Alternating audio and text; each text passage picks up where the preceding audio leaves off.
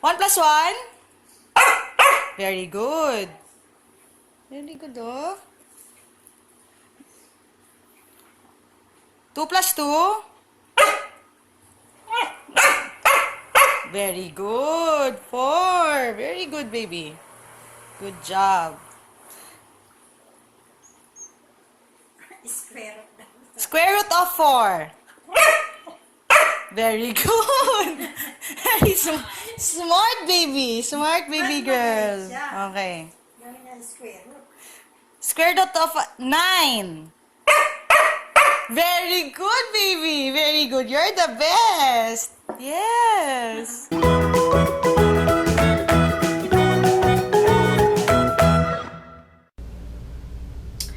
Hi there! Thank you for checking out this channel, and this is Haley's Home. I'm Haley's mom. I am here to answer some of your puppy-related questions.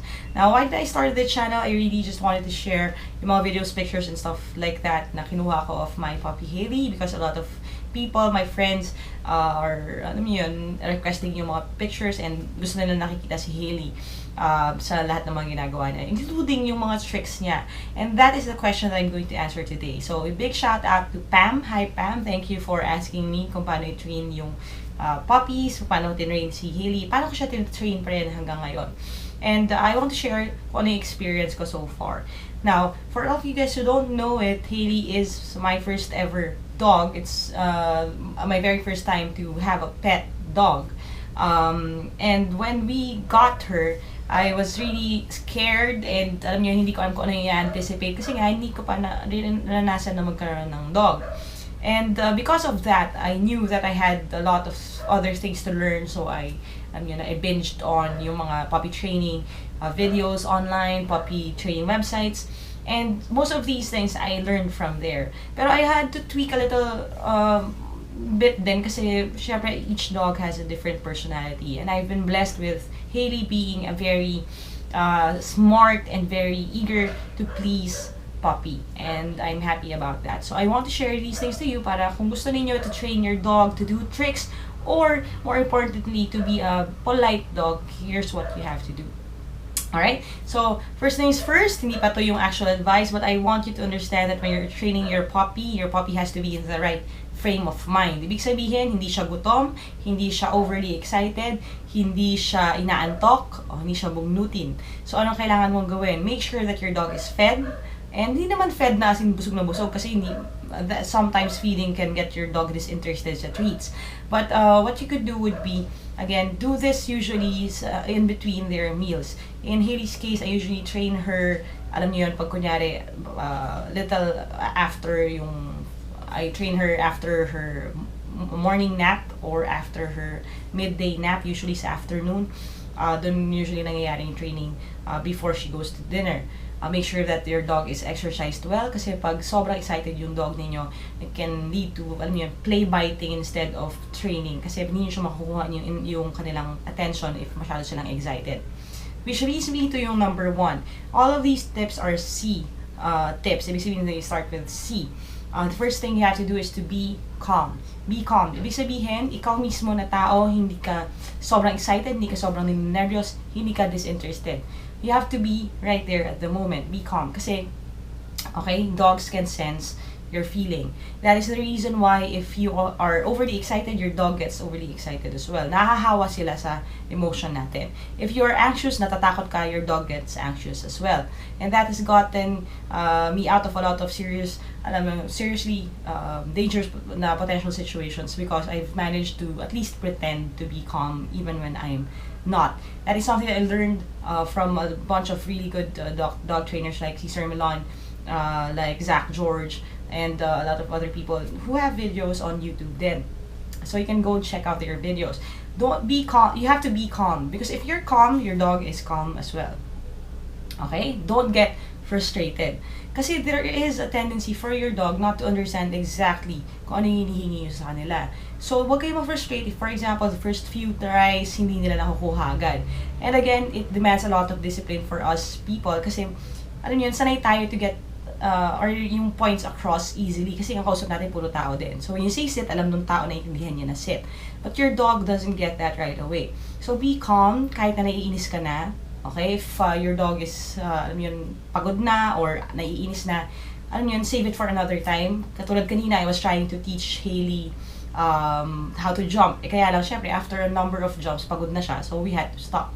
And then, balikan nyo na lang tomorrow. So, number one, again, be calm. If you feel yourself na parang naubos na patience, take a break. Not for the dog, but for yourself. Kasi kailangan mo rin to calm down. Okay?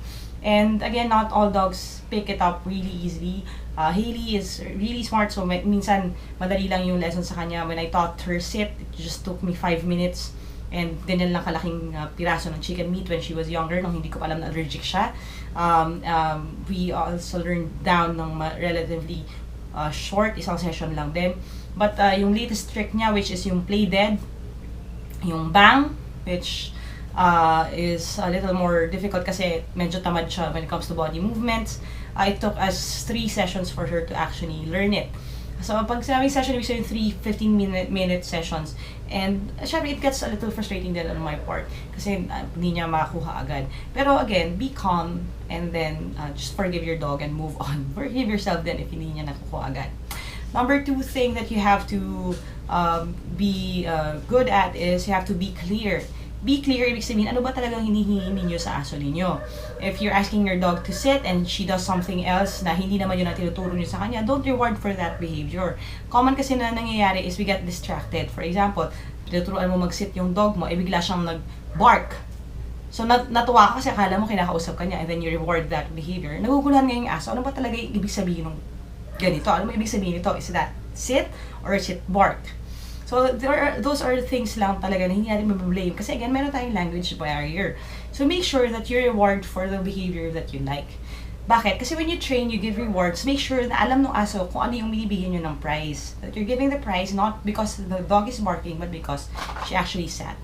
So, sa simula, be forgiving. Siguro kung ano yun, sloppy na pag-upo, okay na yun. Pero in the long run, kailangan mabilis siyang umupo. That's the only time that you reward the behavior. So, be clear about it. Ano ba talaga yung gusto ninyong achieve niya?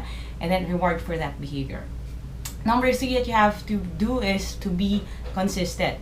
Be consistent, ibig sabihin, kahit na ngayong gabi na to, magaling na siya mag-sit, there is a possibility that tomorrow nakalimutan niya na yon, or tomorrow hindi na siya ganun kabilis sumunod. So, ang kailangan mong gawin is to try at least once a day, if you're around, to go through yung mga tricks na alam niya na. And sa case namin ni Hailey, actually alam niya na yan, alam niya na agad when I bring out yung treats niya, na we will go through everything that she learned so far and ready na siya about it. So when I taught her sit, we didn't stop there, I added down, and then the next day, if alam niya na yung both, we practice sit and then we practice down. All of the things that natututunan niya na, you have to be consistent sa pagtuturo, sa pag-practice, and sa pag-reward ng good behavior. Because eventually, kahit without the treats na bibigyan nyo consistently, even if you're just having fun with your family, you can ask them to do things for you and they would do it. Again, just be calm, be clear, and be consistent. Those are things that you can do to train your puppy. And I wish you all a good time sa inyong puppy training, puppy mommies and puppy daddies out there. Have fun training your puppies and remember that they love you unconditionally, so you love them back the same way too. See you in my next video. If you have any questions, you can send me a message or send a comment down below para ma-share ko sa inyo yung experiences ko rin from a first-time puppy mom. Thanks, and please hug your dogs for me. Bye!